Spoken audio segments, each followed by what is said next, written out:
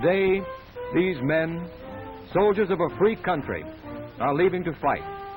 Today, our battlefield is the world. Our transports, our freighters, go to the furthest islands of the earth.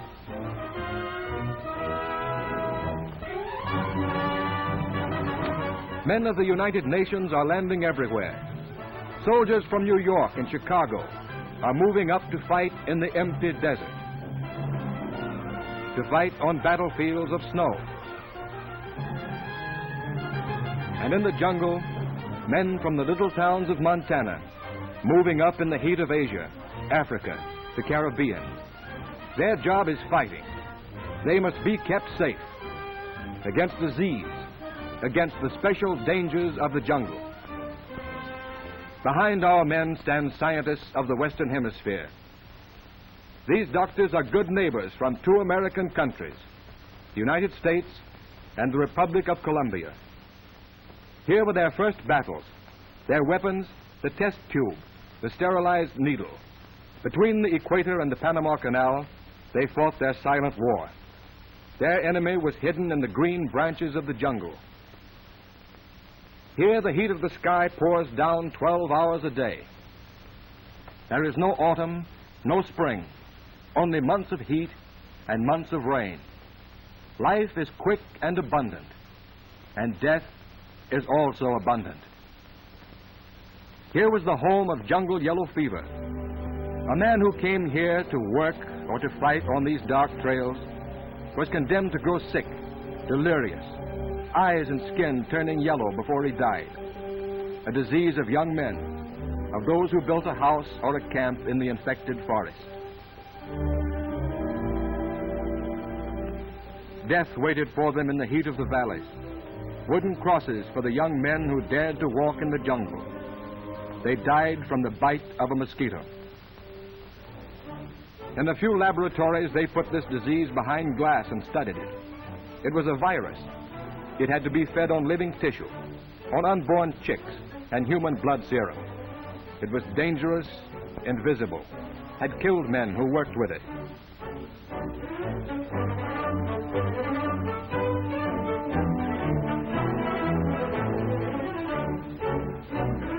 What they needed was a vaccine to prevent yellow fever, and the fight never stopped till it was found, till it was tested, purified, till it could be dried and frozen and prepared in quantity, until it could be transported. The first battle had been won inside the white walls of a laboratory. The second battle was here, in the heat and wet of the jungle. Above their heads was the solution to the mystery of jungle yellow fever. The guilty mosquitoes lived and bred not in pools on the ground, but in the treetops. They bit not only men but animals, especially monkeys, and thousands of monkeys grew sick but did not die. Their blood was a living reservoir of yellow fever. Mosquitoes which had fed on these monkeys flew down from the treetops, attacked men, and infected them with the virus of yellow fever. To ride on these trails became a sentence of death.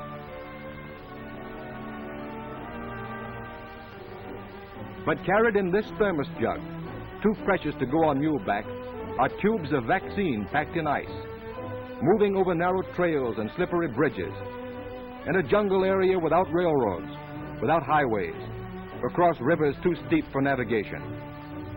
At night, they set up their portable refrigerator unit to renew the supply of ice. In the morning, it is carried on muleback with the needles and syringes, a task force against yellow fever.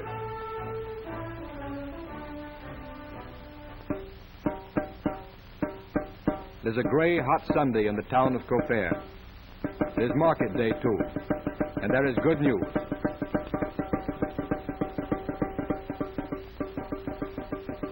Yes, it is true. The doctors are coming. Sunday Mass is just over, and in front of the church, the news spreads. It is true. It is printed. It is signed by the mayor.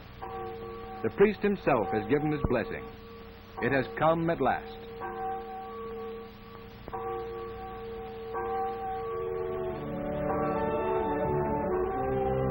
Now the slow pack train climbs up the hill from the jungle.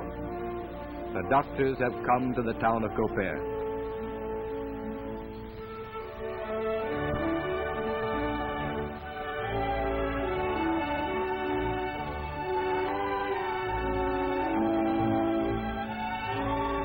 Fievre amarilla, the yellow fever, the fever that eats men, that kills their fathers, their brothers. The fever of the jungle is to be feared no longer. The blessed medicine has come. Years of difficult work, years of collaboration between men of the United States, Cuba, Panama, Brazil, Colombia, years of courage in the laboratory and in the jungle come to their climax here, in this patio of the mayor's house. The vaccination will be here in the open air. It is a dull, cloudy afternoon, 200 miles north of the equator.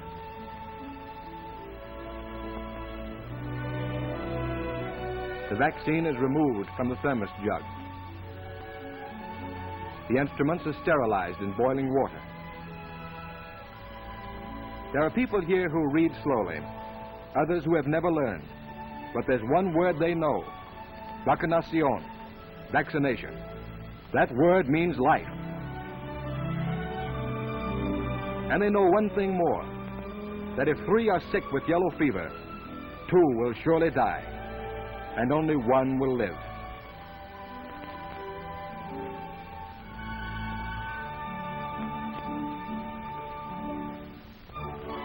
The names of the people are written down: the harness maker's wife, a farmer and his son.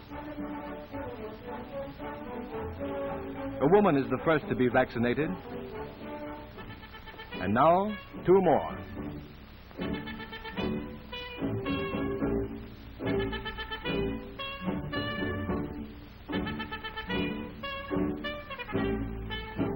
These are a mixed people, descendants of Indians and of the Spanish conquerors.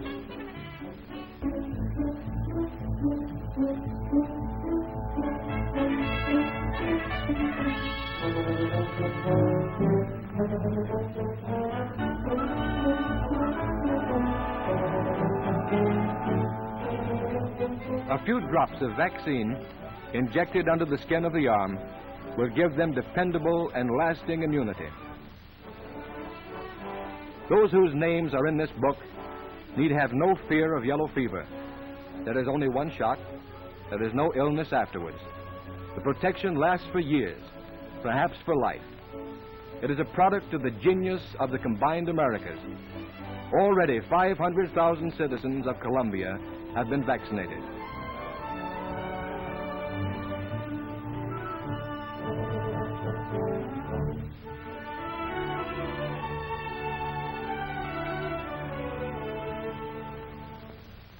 Now the vaccine is taken to army hospitals, where the entire Colombian army, unit by unit, is vaccinated against yellow fever.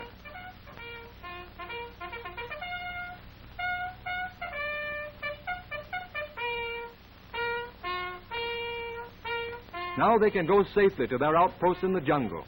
These soldiers are safe. And because of this pioneering work, when our heavy guns are lifted in the jungle, the men behind them will be strong, ready to fight in the African Congo, on the dark islands of the South Pacific, in the jungles of Burma and the Solomons, in the depths of New Guinea, in the Philippines, when we come to take them one by one.